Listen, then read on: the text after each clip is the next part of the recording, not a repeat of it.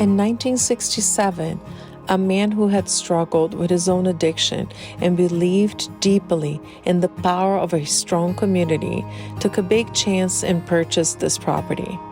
This man had a calling. He had a mission. That man was our founder, Gene Duffy. Over 35,000 people have embarked on their recovery journey here at Duffy's. I think this is a remarkable number on its own, but imagine the impact of those transformations over 55 years. Think about the lives that were not just saved, but created because someone made the decision to get help and because someone made the decision to be a helper. This celebration is not only about Gene Duffy's vision and legacy, the lives we have saved, and honoring the lives we have lost along the way. Today, we're also celebrating that very moment in time when you decided to be part of something much greater than yourselves and help create real change. Thank you.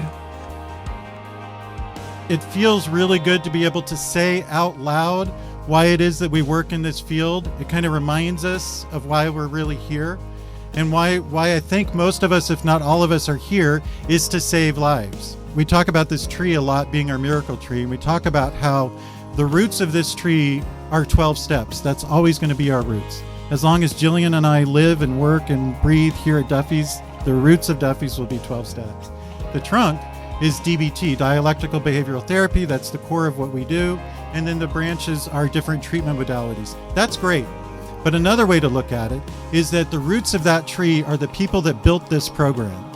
And then the trunk, that's the people that work here today. That is the 80 plus people that work at Duffy's Napa Valley who support our treatment every day, right? And then the branches, that's our clients. That's our patients. That's our guests, as we like to call them. That's the people that we support.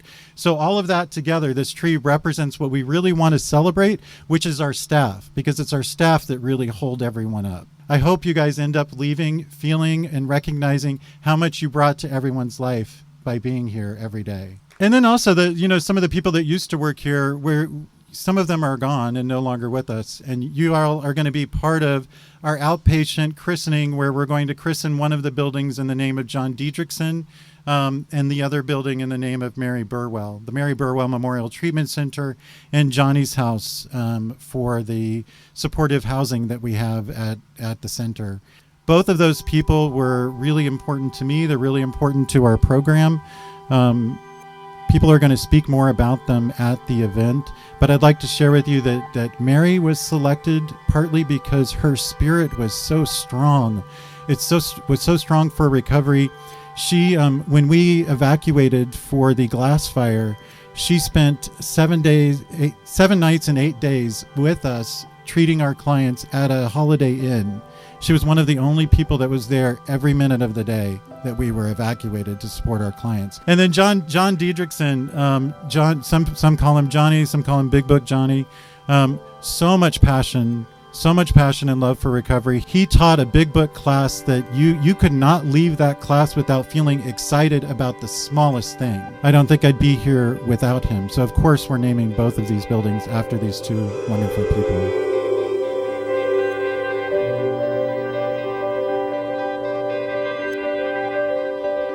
John Diedrichson, Johnny D to the world, was many things: son, brother, husband, boyfriend, colleague, teacher, sponsor, alcoholic, addict, sponsee, role model, musician, jokester, and friend. In September 2009, Johnny sought a solution that would lead to a new life by coming to Duffy's for 90 days of treatment. While there, the sparks of recovery ignited in him. A year later, still sober, he returned as a staff member. He was charismatic force of fierce recovery.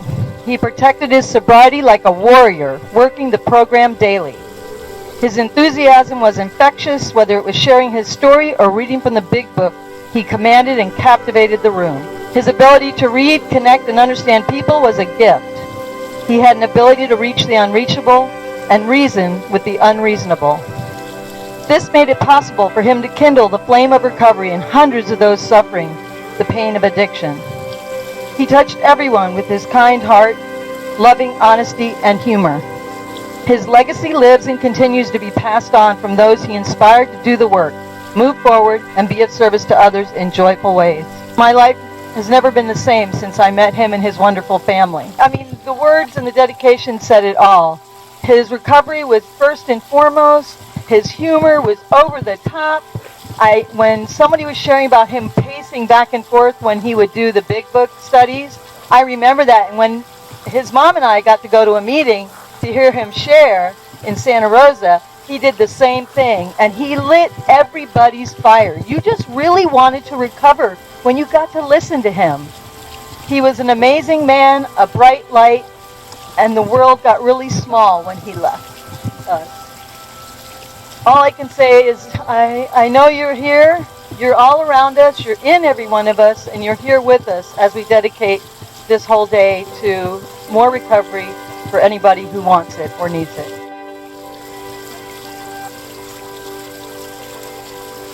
So as soon as I went and introduced myself to Nikki, I burst into tears. Definitely haven't had an opportunity to honor Mary yet in this fashion, so I'm really glad that we get this opportunity now. After she passed, a few days later, Carter came to me and said, you know what, I think the reason why we were having such a hard time coming up with a name and the building isn't named yet is because it's supposed to be named after Mary, and we didn't know that until now.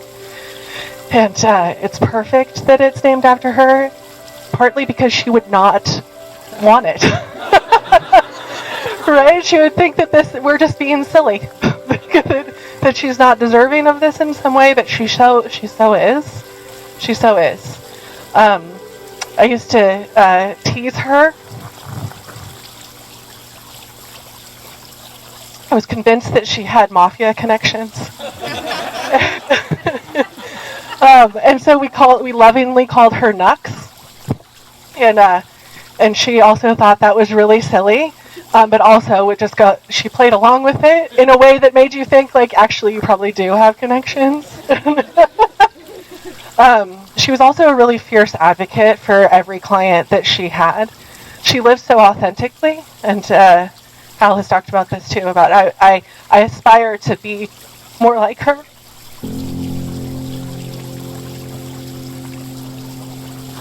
In that way, I want to be as authentic as she was every day. It didn't matter. She didn't care if you liked it or not. She was going to be Mary. And I really appreciated that about her. So I think that's it. That's what I have. So I need 5 volunteers to be our imaginary ribbon. Can I have 5 people come forward? All of the good words have been spoken already. This is just to officially open the Mary Burwell Memorial Treatment Center and Johnny's house in the name of the 2 beloved folks, and to welcome this property into the Duffy family. Okay.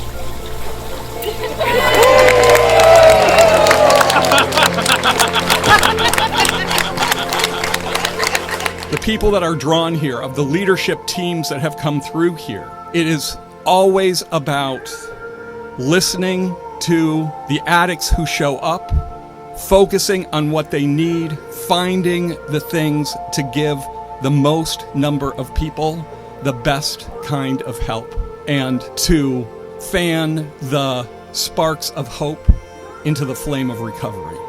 And that flame gets passed down.